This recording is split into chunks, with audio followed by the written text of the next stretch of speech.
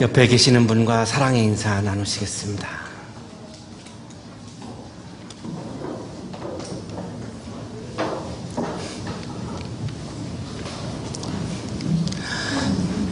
키르케고르라고 하는 철학자는 1813년에 덴마크 코펜하겐에서 8남매 중에 막내로 태어났습니다.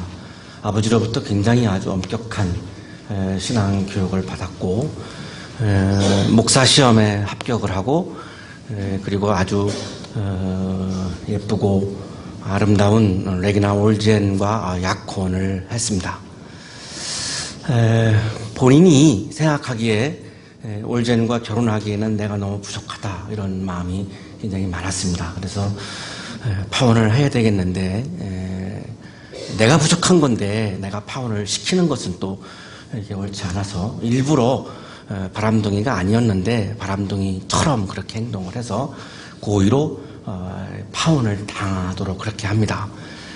그것이 너무 고통스럽고 힘들어서 그 고통을 잊기 위해서 사실은 작품 활동에 몰두하기 시작합니다. 30대 초반인 것 같은데요. 첫 작품이 그래서 이것이냐 저것이냐라고 하는 작품을 이제 완성하게 됩니다.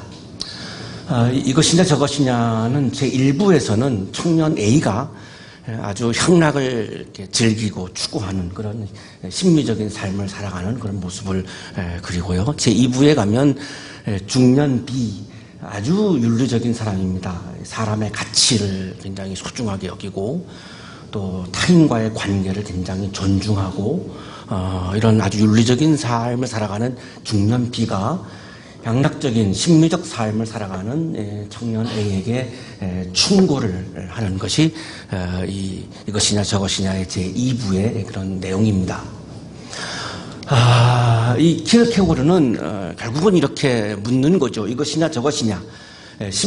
자아를 위해서 나 자신의 욕망을 위해서 살아가는 그런 심미적인 삶, 또 사람의 가치와 타인과의 관계를 존중하는 그런 윤리적인 삶, 이 둘 중에 어떤 것을 선택하겠느냐, 당신은 이것이냐 저것이냐라고 이렇게 묻는 것입니다.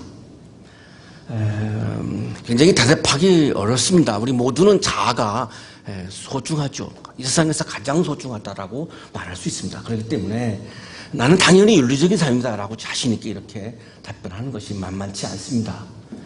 자, 그렇다고 해서 또 신비적이다 이렇게 또 대답하기도 사실 그렇게 또 쉽지 않죠. 왜냐하면 윤리라고 하는 것, 인간의 가치, 타인과의 관계의 소중함 이런 것도 우리가 부정할 수 없기 때문에 나는 윤리적이다 이렇게 또 대답하는 것도 그렇게 쉽지 않습니다. 이 마지막 챕터가 울티마툼이라고 하는 그런 마지막 챕터인데요. 이 마지막에 가서 키르케고르는 심미적이냐 윤리적이냐라고 물은 다음에 마지막에 가서 제3의 길을 딱 제시하는 반전을 제시합니다. 이렇게 이야기합니다. 그대는 하느님 앞에서 자신의 옳음을 증명하려고 하지 말라는 뜻입니다. 하느님 앞에서 그대가 옳다는 것을 주장할 수 있는 길은 단 하나밖에 없습니다. 그것은 그대가 하나님 앞에서는 옳지 못하다는 것을 배움으로써만 가능합니다. 이것이냐 저것이냐의 마지막 결론은 결국은 심미적이냐 윤리적이냐라고 하는 이 질문을, 이 양자의 이 갈등을 넘어서는 제3의 길을 종교적인 삶으로 키르케고르는 제시를 하는 겁니다. 그 종교적인 삶이 키르케고르가 얘기하는 믿음입니다. 신앙입니다. 키르케고르의 철학에서 가장 중요한 주제는 믿음입니다. 신앙입니다. 놀라운 건데요. 신앙입니다. 신앙이 뭐냐, 믿음이 뭐냐라고 하는 것을 얘기하고 싶은 겁니다. 단적으로 그것을 이렇게 얘기하고 있는 거죠. 그대는 하나님 앞에서 자신의 옳음을 증명하려고 하지 말라는 뜻입니다. 하나님 앞에서 내가 옳다라고 말하는 것은 신앙이 아닙니다. 이런 뜻입니다. 그럼 신앙은 뭐냐? 하나님 앞에서 나는 옳지 않습니다라고 고백하는 것이 신앙이라고 하고 있는 겁니다. 나는 옳은데요, 옳지 않다는 거죠. 왜냐하면 하나님만이 옳다라고 인정하는 거고, 내가 아무리 훌륭해도 나는 하나님 앞에서 옳지 않은 존재임이 맞습니다. 신앙의 차원에서는 그것이 맞습니다. 그런데 이것이 윤리적인 문제와 충돌을 하게 됩니다. 그래서 이렇게 아주 일부, 2부, 이게 아주 길게 이분이 이렇게 전개하는 이유가 그래서 전개하고 있는 거죠. 이 종교적 삶, 믿음, 신앙, 이것이 쉽지 않기 때문에 구체적으로 키르케고르는 아브라함을 종교적인 삶을 살아가는 신앙인의 모델로 제시를 합니다. 이것을 제시하는 책이 이제 그 다음에 나오는 공포와 전율, 두려움과 떨림이라고 하는 책인데요. 이 두려움과 떨림, 공포와 전율의 맨 처음이 오늘 우리가 성서 일과로 받고 있는 창세기 22장 1절이 이 책의 맨 첫 시작입니다. 창세기 22장 1절로 이 책을 시작합니다. 그만큼 공포와 전율, 두려움과 떨림은 아브라함을 얘기하려고 하는 겁니다. 왜 아브라함을 얘기하고 있냐면 믿음의 본질은 이거다, 신앙의 본질은 이거다라고 얘기를 해야 되겠는데 매우 어려우니까 구체적으로 아브라함의 예를 드는 거죠. 한 부분을 인용하겠습니다. 그때 이삭은 벌벌 떨며 불안에 쌓여 부르짖었다. 하늘에 계신 하나님이시여 나를 불쌍히 여기소서. 아브라함의 하나님이시여 나를 불쌍히 여기소서. 저는 땅 위에는 아버지가 없습니다. 그러므로 당신께서의 아버지가 되어 주십시오. 칼을 들고 자기를 잡으려고 하는 이 아버지는, 아브라함은 더 이상 저의 아버지가 아닙니다. 하나님, 그래서 저는 이제 아버지가 없습니다. 하나님이 나의 아버지가 되어 주십시오. 아버지인 하나님은 언제나 옳으십니다. 나는 나의 삶을 나의 아버지인 하나님께 다 맡깁니다. 이런 고백입니다. 그러나 아브라함은 조용히 혼자서 중얼거렸다. 하늘에 계신 주여, 저는 당신에게 감사드립니다. 이삭이 당신에 대한 신앙을 잃으니보다는 오히려 그가 나를 인간이 아니라고 믿는 편이 좋습니다. 아버지 아브라함은 여기서 감사합니다. 왜냐하면 이삭이 처음으로 신앙이라고 하는 것, 믿음이라고 하는 것을 경험하고 있고, 아버지를 잃고 있지만 하나님 아버지를 얻으면서 처음으로 신앙을 갖고 있는 이삭의 모습을 보면서 아버지 아브라함은 너무나 기뻤던 것이죠. 자, 여기서 그래서 아브라함은 아주 구체적으로 믿음은 이것이다, 신앙은 이것이다 라고 하는 것을 얘기하기 위해서 창세기 22장을 공포와 전율의 주제로 삼고 전개해 갑니다. 심리적 단계와 윤리적 단계에서는 아버지가 아들을 지키는 것이 옳습니다. 하나님이 아브라함 보고 아들을 제물로 바치라고 했는데요. 하나님, 여러분, 내가 아들을 지키는 것이 옳지요 라고 얘기하면 많은 사람들이 옳죠 라고 대답을 하겠죠. 틀리지 않습니다. 윤리적으로 볼 때 옳습니다. 하나님의 말씀을 거역하고 내가 아들을 지키겠다라고 아브라함이 그렇게 얘기한다면 옳습니다. 틀리지 않습니다. 그러나 종교적 단계에서는 아들을 바치라고 하는 하나님이 옳다는 것입니다. 그것이 믿음이라고 하는 겁니다. 어렵죠? 좀 어렵습니다. 윤리적인 차원에서는 아들을 지키는 것이 옳지만 믿음의 차원으로 들어가면, 신앙의 차원으로 들어가면 아들을 바치라고 하는 하나님이 옳다는 것입니다. 이것이 공감이 잘 안 가시는 분들은 내가 아직 믿음이 연약하다라고 보시면 틀림이 없을 겁니다. 어렵습니다. 이것을 인정하는 것이 참 어렵죠. 왜냐하면 이게 만약 우리 보고 실천하라 그러면 이건 매우 어려운 문제입니다. 키르케고르가 아브라함에 대해서 경탄하고 이삭에 대해서 경탄한 것은 바로 이것입니다. 아브라함의 믿음입니다. 신앙입니다. 나로서는 아브라함을 이해할 수가 없다. 어떤 의미에서는 나는 그에게서 놀라움밖에는 배울 것이 없다. 어떤 번역에서는 이 놀라움을 경탄으로 번역하는 번역자도 있고요, 놀라움으로 번역하는 번역자도 있는데, 놀랄 수밖에 없다. 키르케고르가 이야기하려고 하는 이 공포와 전율, 두려움과 떨림, 바로 이것이 신앙의 본질이고 믿음의 본질이라는 겁니다. 하나님 앞에서 내가 두려워하면, 하나님을 두려워하면 언제나 하나님이 옳은 겁니다. 하나님을 두려워하지 아니하면 언제나 내가 옳은 거죠. 30대 초반에 제가 부목사를 했습니다. 담임 목사님은 굉장히 훌륭한 분이었고 굉장히 많은 분들로부터 존경을 받는 그런 목사님이었고, 저는 뵐 때마다 두려워서 쳐다도 보지 못했습니다. 눈을 이렇게 올리고 본 적이 한 번도 없습니다. 그만큼 좋은 의미에서의 두려웠습니다. 그래서 모시는 동안 한 번도 나는 이분이 틀렸다고 생각하신 적이 한 번도 없었습니다. 언제나 말씀하시면 옳으셨습니다. 논리가 아니라 두려웠기 때문에, 존경했기 때문에, 저는 진심으로 그분을 존경했기 때문에 그분이 말씀하시는 것은 언제나 옳았던 거죠. 퀴르케고르가 얘기하고 있는 이 공포, 두려움, 이 개념은 바로 이런 것이죠. 내가 정말로 하나님의 통치에 나를 맡기는 신앙이 있다면, 하나님의 다스림에 나를 맡기는 그런 믿음이 있다면 하나님은 언제나 옳으신 겁니다. 이것이 신앙이라는 겁니다. 이것이 믿음이라는 겁니다. 공포와 전율에서 이야기하고 있는 오늘 성서 일과인데요. 아브라함의 모습을 우리가 함께 묵상하면서 이 아브라함이 이야기하려고 하는 믿음, 퀴르케고르가 얘기하려고 하는 믿음이 뭔가를 좀 더 이렇게 한 걸음 더 묵상하면 좋겠습니다. 이런 일이 있은 지 얼마 뒤에 하나님이 아브라함을 시험해 보시려고 그를 부르셨다. 아브라함아 하고 부르시니 아브라함은 예 여기에 있습니다 하고 대답하였다. 자, 하나님은 아브라함을 시험합니다. 뭘 시험했을까요? 아브라함이 윤리적 단계에서 살고 있는지 종교적 단계에서 살고 있는지를 시험한 겁니다. 윤리적으로 내가 옳다라고 생각하는지, 신앙적으로 하나님이 옳다라고 인정하는지를 시험하는 것입니다. 자, 그 시험의 내용이 이렇습니다. 너의 아들, 내가 사랑하는 너의 아들 이삭을 데리고 모리아 땅으로 가거라. 내가 너에게 일러주는 산에서 그를 번제물로 바쳐라. 백성이 주신 아들 이삭을 모리아로 가서 제물로 바치라는 것입니다. 이것이 시험의 내용인데요. 상당히 어려운 문제입니다. 그리고 굉장히 복잡한 문제입니다. 아브라함이 지금 머물고 있는 곳은 부엘세바입니다.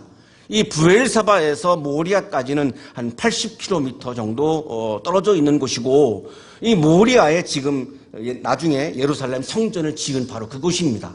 걸어서 한 3일 정도 걸리는 그런 정도 떨어져 있는 곳인데요. 아들을 번제로 바치라고 하는 것이 윤리적으로 옳지 않습니다. 왜냐하면 번제라고 하는 것은 이렇게 각을 떠가지고 이렇게 올려놓고 제대 안에 올려놓고 이걸 태워서 불살라 바치는 그런 제사가 번제인데요. 이걸 동물을 가지고 그렇게 하게 되어 있고, 유대인들의 법에는 사람을 제물로 드리는 인신 제사가 금지되어 있습니다. 이게 법입니다. 신명기 18장 10절 11절에 나오고 있습니다. 당신들 가운데서 자기 아들이나 딸을 불 가운데로 지나가게 하는 사람과 점쟁이와 복술가와 요술객과 무당과 주문을 외우는 사람과 귀신을 불러 물어보는 사람과 박수와 혼백에게 물어보는 사람이 있어서는 안 됩니다. 법으로 이거를 금지하고 있는데요. 아들 이삭을 제물로 바치라고 하는 것은 인신제사는 법을 어기는 겁니다. 아브라함은 이거를 만약에 하게 되면 법을 어기는 거죠. 그러니까 윤리적인 차원에서 보면은 법을 지키는 것이 옳은 거죠. 법을 지켜야죠. 당연히 지켜야 되죠. 그렇다면 윤리적으로는 이거를 하면 안 됩니다. 하지 않는 것이 옳은 것입니다. 그런데 하나님은 이거를 하라는 겁니다. 여기서 윤리적인 실존과 종교적인 실존의 갈등이 지금 시작되는 겁니다. 늘 지금 우리가 고민하고 있는 그런 부분이기도 하죠. 법을 지키는 것은 윤리적 단계의 삶이고, 하나님의 말씀을 따르는 것은 종교적 단계의 삶인데, 이것이 같을 때는 문제가 없는데 이것이 다를 때에는 우리에게 고민이 생기는 거죠. 자, 하나님은 이것을 시험하고 있습니다. 가혹하다고 여길 정도로 하나님은 아브라함이 윤리적인지 종교적인지를 지금 시험하고 있는 거예요. 매우 어려운 시험을 지금 아브라함은 겪고 있는 거죠. 아브라함이 다음날 아침에 일찍 일어났습니다. 나귀의 등에 안장을 얹었습니다. 두 종과 아들 이삭에게 길을 떠날 준비를 시켰습니다. 번제에 쓸 장작을 다 쪼개가지고 하나님이 그에게 말씀하신 모리아로 길을 떠납니다. 밤새도록 얼마나 괴로웠겠습니까? 윤리적 실존을 넘어서 종교적 실존, 믿음의 차원, 신앙의 차원에서 내가 삶을 살려고 하니 아들을 바쳐야 하는데 아버지로서 너무너무 괴로운 거죠. 밤새도록 한숨도 못 잤을 것입니다. 그리고 아침에 일찍 일어나서 그는 침묵하면서 한마디도 하나님께 묻지 않습니다. 하나님 나보고 어떡하라고요? 하나님 나에게 왜 이런 시험을 주세요? 왜 하필이면 나예요? 제가 이렇게 해야만 저의 믿음이 확인되는 건가요? 뭐 등등등 얼마든지 할 수 있는 말들이 많은데 한마디도 하지 않습니다. 왜 그럴까요? 하나님이 오르시기 때문입니다. 윤리적 단계의 삶을 지키려고 하는 내가 옳지 않기 때문입니다. 할 말이 없는 거죠. 하나님이 오르시기 때문에 할 말이 없는 겁니다. 그래서 그냥 침묵 속에서 그냥 따르는 거죠. 이것이 바로 지지난주에 우리가 묵상했던 하나님의 통치에 나를 맡기고 있는 바로 믿음의 차원입니다. 내가 옳은 것이 아니라 하나님이 옳다라고 하는 것, 이것이 믿음입니다. 이것이 신앙입니다.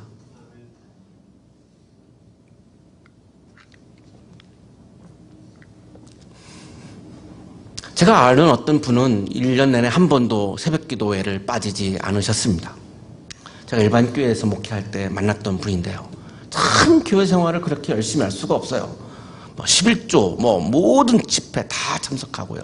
정말로 그렇게 교회 생활을 열정적으로 하는 분도 드물어요. 그런데 늘 교회에서 내가 옳다라고 얘기하기 때문에 다른 교인들과 늘 갈등을 일으키고 자꾸 교회에 분란을 일으켜요. 참 고민스러웠어요. 이걸 내가 어떻게 해석해야 되느냐. 창세기 22장을 읽으면서 제가 한 가지를 깨달았어요. 이분은 교회 생활은 열심히 하시는데 믿음은 좋지 않다. 믿음은 교회 생활을 열심히 하는 것과는 다른 차원입니다. 믿음은 하나님의 옳음을 인정하고 나의 옳지 않음을 인정하고 하나님의 옳음에 나의 삶을 맡기는 것, 이것이 믿음의 본질, 신앙의 본질이라는 것입니다. 내가 옳다라고 하는 것으로부터는 정죄와 판단이 나옵니다. 하나님께서 옳다라고 하는 것으로부터는 믿음과 신앙이 나옵니다. 사흘 만에 아브라함은 이제 모리아를 볼 수 있는 곳에 이르렀습니다. 종들에게 말합니다. 내가 이 아이와 저리로 가서 예배를 드리고 너희에게로 함께 돌아올 터이니 그동안 너희는 나귀와 함께 여기에서 기다리고 있어라. 제가 굉장히 주목했던 귀절이 여기 함께라고 하는 단어입니다. 아들 이삭을 바치러 가는데 어떻게 아브라함은 종들에게 내가 예배를 드리고 아들과 함께 온다라고 말할 수 있을까요? 아브라함은 믿고 있어요. 함께 온다는 것을 믿고 있어요. 그것이 아버지로서 위로가 되니까 아닙니다. 하나님이 오르시기 때문입니다. 하나님은 분명히 아브라함에게 너의 자손이 저 별처럼 많아질 것이다. 이삭이 너의 후계자가 될 것이다. 이삭이 믿음의 족장이 될 것이다 라고 하는 약속을 하셨어요. 이거는 하나님의 말씀이에요. 이 하나님의 말씀을 아브라함은 믿고 있는 거죠. 이삭이 아브라함의 후계자가 되고 믿음의 족장이 되고 이삭을 통해서 많은 후손이 번식될 거다라고 얘기했는데 함께 돌아오지 않을 이유가 없지요. 아브라함은 하나님을 무조건 믿고 있는 것이 아니고 하나님의 말씀을 믿고 있는 겁니다. 왜? 하나님이 오르시기 때문이죠. 이것이 믿음입니다. 하나님의 말씀을 믿고 하나님의 오르심을 믿는 것은 믿음이고요. 하나님은 나만을 사랑하고 나만을 위해서 좋은 것을 준비한다라고 하는 것은 욕망입니다. 창세기 22장 오늘 본문에서 가장 우리가 오해할 수 있는 이제 지점에 이르고 있습니다. 욕망과 신앙을 우리가 정말로 아주 세밀하게 그리고 굉장히 조심스럽게 구분해야 되는 개념인데요. 여호와 이래 하나님이 나를 위해서 이삭을 위해서 뭔가를 준비했다 이렇게 해석해버리면 욕망이 돼버립니다. 나를 위하는 것은 욕망이고 하나님을 위하는 것을 우리는 신앙이라고 부르는데요. 아브라함이 믿고 있는 것은 하나님이 나를 위해서 이삭을 살려주신다가 아닙니다. 하나님이 말씀하신 것을 하나님의 이름을 위해서, 하나님의 오르심을 위해서, 하나님의 신실하심을 위해서 하나님이 그것을 반드시 지키신다는 거예요. 누구를 위해서? 하나님을 위해서입니다. 이거를 믿고 있는 겁니다. 번제에 쓸 장작을 아들 이삭에게 지우고 본인은 불과 칼을 이렇게 들고 함께 걸어갑니다. 아브라함은 100세가 넘었으니까요. 그 무거운 장작을 왜 아들에게 지었냐고, 아버지가 참 그럴 수 있냐고 자꾸 얘기하는 분들이 있는데, 아브라함은 지금 100세가 넘은 어르신이고 이삭은 지금 팔팔한 청소년이니까 이렇게 하는 것이 맞습니다. 이삭이 침묵을 깨고, 뭔가 이상하거든요, 분위기가. 아버지가 평소와 다르게 아무 말도 안 하시고, 양도 없고, 전에 제사를 드리러 갈 때하고는 뭔가가 달라요. 그래서 이삭도 지금 말을 잘 못하고 있어요. 그래서 어색한 침묵을 깨고 얘기하는 거죠. 아버지, 야, 왜 그러니? 불과 장작은 여기 있는데 번제로 바칠 양은 어디 있습니까? 정말로 천진난만한 질문입니다. 아버지 이삭은 할 말이 없습니다. 오늘은 네가 양이야, 네가 재물이야 라고 차마 말할 수가 없습니다. 아버지의 윤리죠. 아버지의 도리죠. 그럼 어떻게 말하겠습니까? 그럼에도 불구하고 아브라함은 하나님의 말씀을 따릅니다. 왜? 하나님이 어르시기 때문입니다. 아들을 지켜야 한다고 하는 내가 옳지 않고 아들을 바치라고 하는 하나님이 여전히 옳기 때문에 하나님을 따르는 거죠. 오늘 결정적인 본문이고요. 가장 핵심적인 본문이고 또 난해한 본문이기도 합니다. 아브라함이 대답하였다. 얘야, 번제로 바칠 어린 양은 하나님이 손수 마련하여 주실 것이다. 하나님이 손수 마련할 것이다. 이 말씀은 하나님이 알아서 하신다는 겁니다. 이삭을 받을 수도 있고 이삭을 살릴 수도 있고 그건 하나님만이 아시지. 아브라함이 하나님의 말씀을 믿고 있지 그 하나님의 결정까지 아브라함이 개입할 수 없습니다. 왜? 나는 옳지 않기 때문에. 하나님이 옳으시기 때문에 이삭을 살릴 수도 있고 죽일 수도 있고 그거는 몰라요. 구체적으로는 자세하게는 몰라요. 그냥 말씀은 믿고 있지만 이것을 이렇게 표현하고 있는 거죠. 하나님이 하나님이 스스로 하나님이 알아서 제물을 준비하신다. 너일 수도 있고 양일 수도 있고 그건 모르지만 하나님이 손수하신다. 이것이 하나님의 통치입니다. 하나님의 통치는 하나님이 알아서 하시는 거지 우리의 구애를 받지 않습니다. 우리가 아무리 옳다라고 얘기해도 하나님은 거기에 구애받지 않으십니다. 하나님이 알아서 손수 결정하시고 알아서 손수하시는 거죠. 이것이 하나님의 통치입니다. 여기에 나를 맡기는 것이 신앙입니다. 어렵죠? 신앙이 어렵습니다. 쉽지 않습니다. 교회에 온다고 우리가 신앙인이 된다면 쉽습니다. 그런데 하나님의 통치에 나를 맡기고 하나님이 손수 결정하시는 거 내가 다 승복하고 하나님의 내 인생까지도 손수 결정하시는 거 내가 다 옳다라고 인정하고 이것이 쉽지 않습니다. 신앙은 쉽지 않습니다. 어려운 겁니다. 아브라함의 위대한 믿음은 하나님이 손수하시는 부분을 보았다라고 하는 이 8절에 있습니다. 아브라함이 어떻게 윤리적인 단계를 뛰어넘어서 종교적인 단계로 갈 수 있었냐면 하나님이 손수하시는 부분을 보았고 하나님이 손수하시는 부분은 언제나 옳고 하나님이 손수하시는 부분을 인정하고 하나님이 손수하시는 부분에 나를 맡기는 마음이 있었기 때문에 윤리적 실존을 뛰어넘어서 믿음의 실존으로, 신앙의 실존으로, 종교적인 실존으로 넘어갈 수 있었던 것입니다. 이게 아브라함의 위대한 믿음입니다.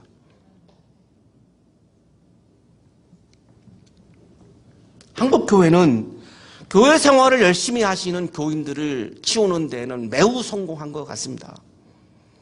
그런데 조금 아쉽다면 믿음을 가지고 살아가는 믿음의 사람, 신앙인, 그리스도인을 기르는 데는 약간 부족했던 것으로 느껴집니다. 매우 아쉽습니다.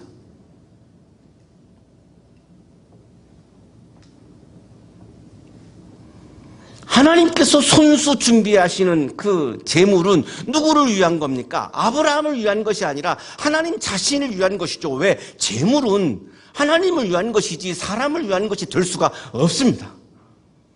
창세기 22장의 해석의 오류는 바로 이 부분입니다.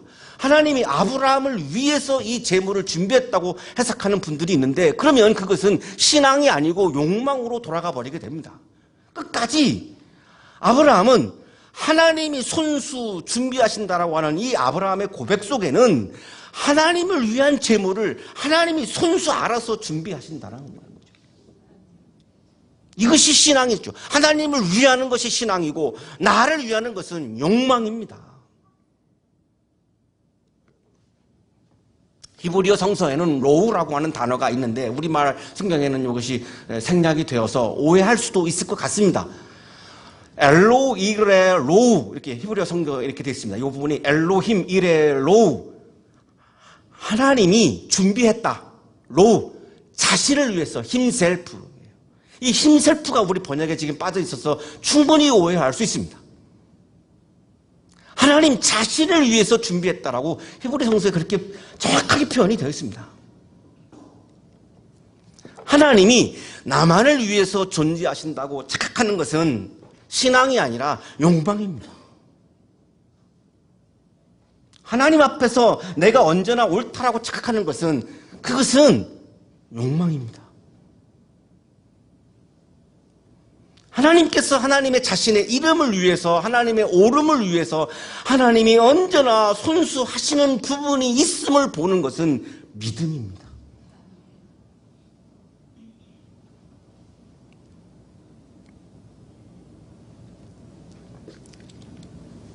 아무리 나에게 절망적인 상황, 그 절망적인 상황이라고 하는 것이 욕망의 차원이 아니라 정의의 차원에서 정의가 무너지고 불의가 판을 치고 이런 상황에서 우리가 절망할 때에 우리가 믿음을 가질 수 있는 것은 하나님은 오르신 분이고 하나님은 손수 하나님의 이름을 위해서 하나님은 손수 무언가 행동을 하시는 분이기 때문에 어떠한 그런 절망적인 상황에서도 우리가 희망을 가질 수 있는 거지요. 이게 바로 믿음입니다.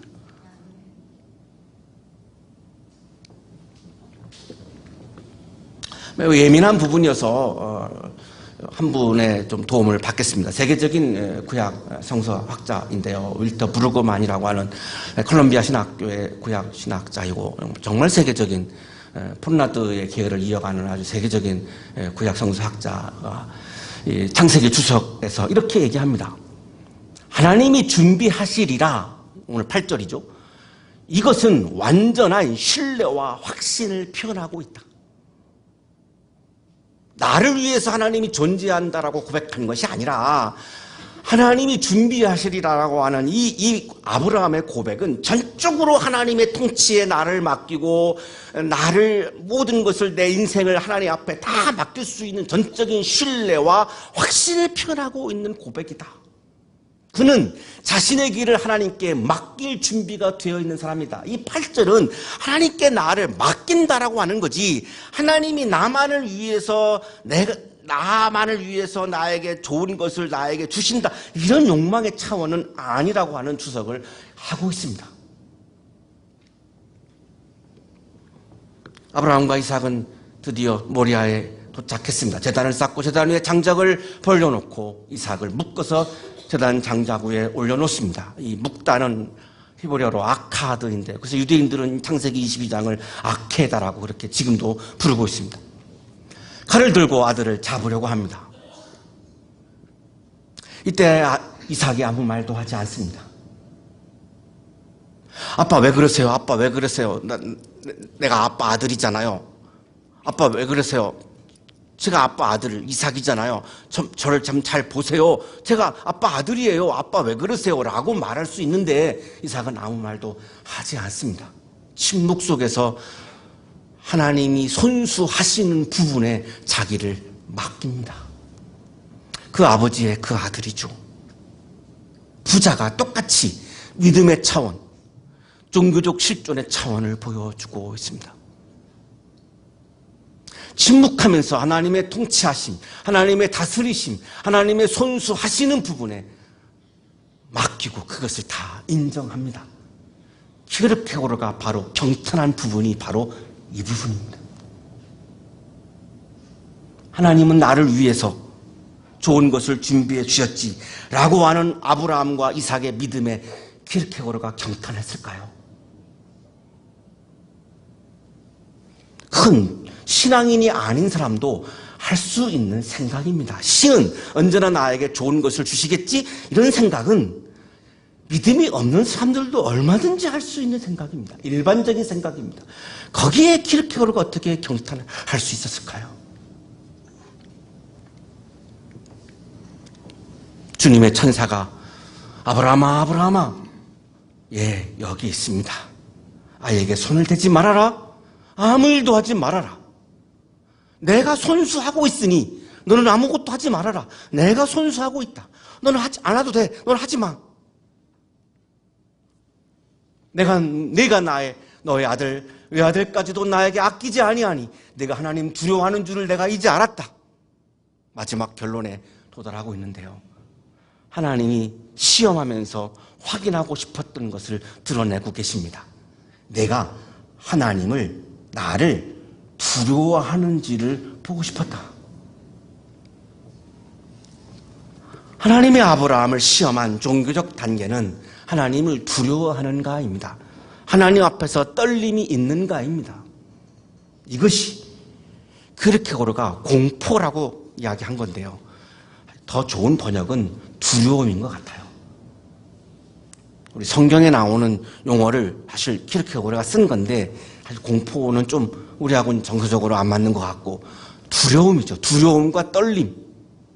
하나님 앞에서 내가 나를 두려워하는가를 보고 싶었던 것이고 이삭을 바치는 것을 보면서 너는 나를 정말로 두려워하고 있고 내가 언제나 옳다라고 인정하고 있고 그래서 나의 옳음까지도 내 자신의 옳음까지도 넘어서서 하나님의 옳음에 너 자신을 맡기고 있음을 확인하고 있었던 것이죠.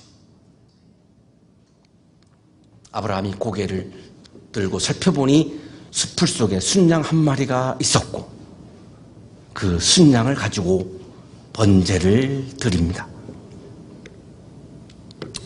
그것을 여호와 이레라고 불렀고요.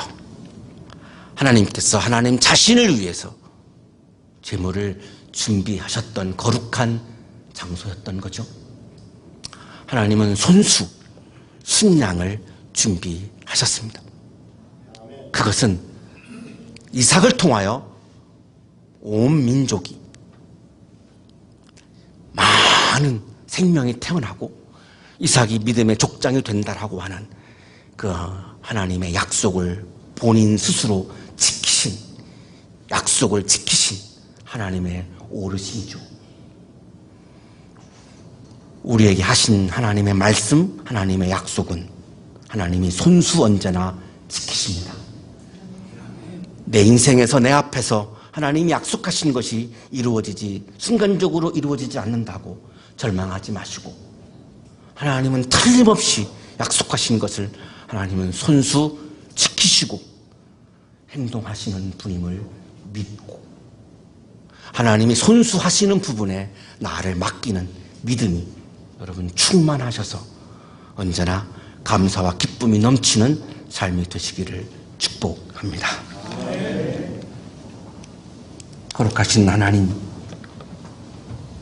하나님이 손수하시는 하나님의 부분에 날마다 매 순간 나의 전부를 맡길 수 있는 믿음을 주옵소서. 예수 그리스도의 이름으로 기도하옵나이다.